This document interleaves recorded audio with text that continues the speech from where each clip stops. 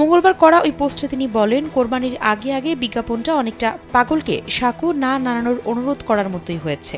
পণ্য বয়কটের মুভমেন্ট খানিকটা ঝিমিয়ে পড়েছিল, এবার নতুন করে আরও চাঙ্গা হবে।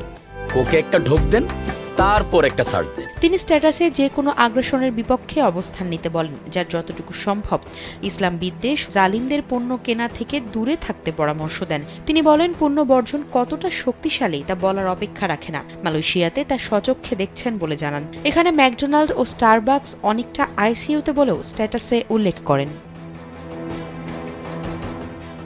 তিনি আরও বলেন, বর্জন এবং জনসচেতনতা চলবে একই সঙ্গে, শুধু পণ্যই নয়, ইসলাম বিদ্বেষী সবকিছুকেই বর্জন করতে হবে। সবশেষে তিনি আশা প্রকাশ করে বলেন, ঈদ যেন ত্যাগের মহিমায় উদ্ভাসিত হয়, চিহ্নিত সকল ইসলাম বিদ্বেষী পণ্যমুক্ত হয়।